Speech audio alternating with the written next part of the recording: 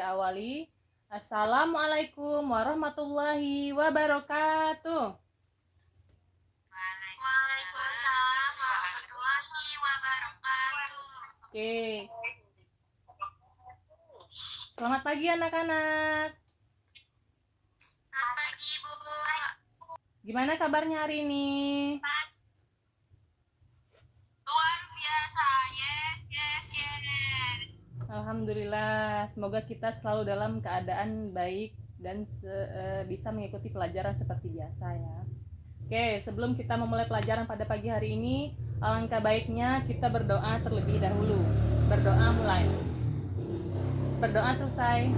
Oke, Ibu akan absen. Apakah hari ini anak-anakku semua masuk ya? Atau ada yang izin? Masuk semua, Bu. Alhamdulillah, masuk semua. Sebelum kita masuk ke materi, kita akan tepuk semangat terlebih dahulu ya, supaya kita tidak ngantuk. Oke. Tepuk semangat. Oke, Ibu akan memberi contoh terlebih dahulu ya, nanti kita bareng-bareng. Tepuk semangat. Semangat. Seperti itu ya. Ya teman-teman, kita ulangi sama-sama. Tepuk semangat. Semangat. Semangat. Oke. Terima kasih semuanya. Sebelum memulai pelajaran, Ibu akan membacakan tujuan pembelajaran kita pada pagi hari ini. Yang pertama, siswa mampu mengidentifikasi pentingnya menjaga keseimbangan dan kelestarian sumber daya alam dengan benar. Kemudian setelah mengamati gambar pada PPT, siswa dapat mengidentifikasi berbagai pekerjaan di lingkungan sekitar dengan baik. Dan siswa dapat menyebutkan apa saja pekerjaan yang ada di sekitar kita. Oke, Ibu mau tanya hari ini, ada yang masih ingat tidak? Kita kemarin membahas apa? Iya, betul sekali. Kemarin kita membahas tentang jenis-jenis pekerjaan. Nah, jenis-jenis pekerjaan ada banyak sekali ya, anak-anak. Tergantung dari bidangnya. Ada yang masih ingat tidak? Apa saja sih bidang-bidang pekerjaan? Betul. Ada pertanian, ada industri, ada perdagangan dan jasa, pemerintahan, dan lain sebagainya. Oke. Sekarang Ibu mau tanya nih. Anak-anak tadi pagi sebelum berangkat ke sekolah, sudah sarapan belum? Sudah. Oke. Ada yang sarapan pakai ikan nggak lauknya hari ini? Aku. Ada yang pakai ikan ya. Ibu mau tanya, sebelum ikan kita dapatkan dari pasar, ikan tuh dari mana dulu sih asalnya? Dari laut. Bu. Dari laut. Siapa yang menangkap ikan dari laut? Bapak-bapak ya. Bapaknya tuh ikan, Bu. Dari nelayan. Sekarang anak-anak perhatikan ya PPT pada layar. Di situ ada gambar apa? Bapak-bapak sedang apa? Lagi menangkap hiu. Besok hari apa? Gimana? Lagi mengebom laut. Iya. Gambar sebelahnya lagi apa? Lagi menangkap ikan dengan pukat harimau. Nah, anak-anak tahu nggak apa sih alasan nelayan ini menangkap ikan menggunakan bom? Ada yang tahu tidak? Iya, betul sekali. Menangkap ikan menggunakan bom itu sangat beruntung ya bagi mereka, menurut mereka gitu ya, karena bisa menangkap ikan dalam jumlah besar atau lebih banyak.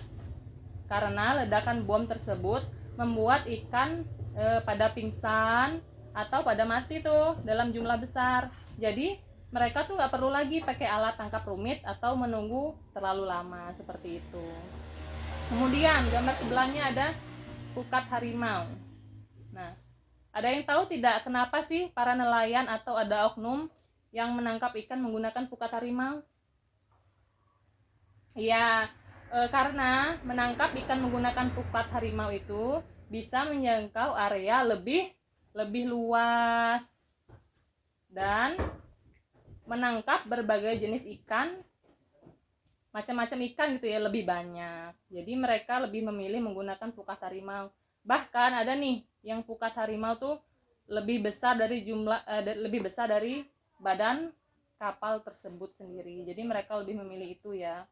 Tapi kalian tahu tidak, ada loh dampak negatif dari kegiatan oknum atau nelayan yang tidak bertanggung jawab tersebut. Dampaknya apa, anak-anak?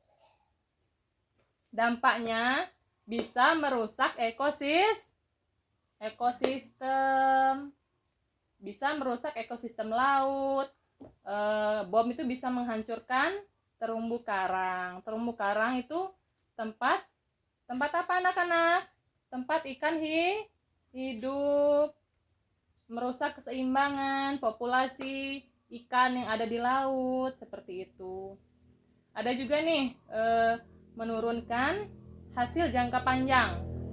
Jadi kan dengan mengebom dan memakai pukat harimau, laut menjadi rusak. Kemudian populasi ikan jadi turun dan nelayan sendiri nih yang akan merasakan dampak tidak baiknya. Karena akan kesulitan mencari ikan di masa yang akan datang atau masa depan. Oke.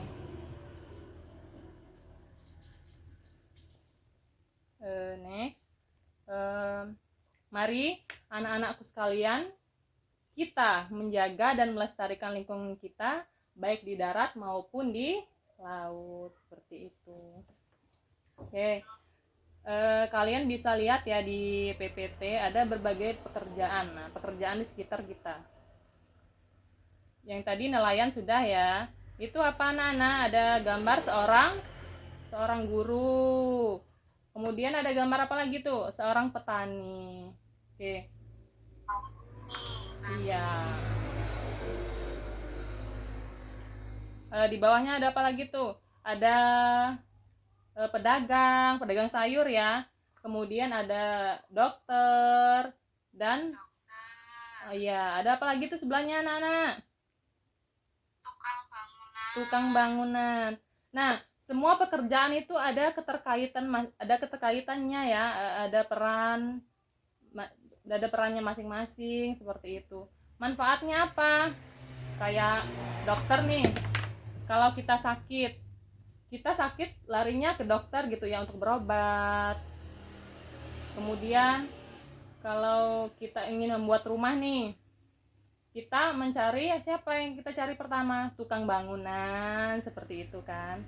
Kemudian tukang sayuran atau pedagang nih memang setiap hari kita cari ya, karena untuk memenuhi kebutuhan kita sehari-hari.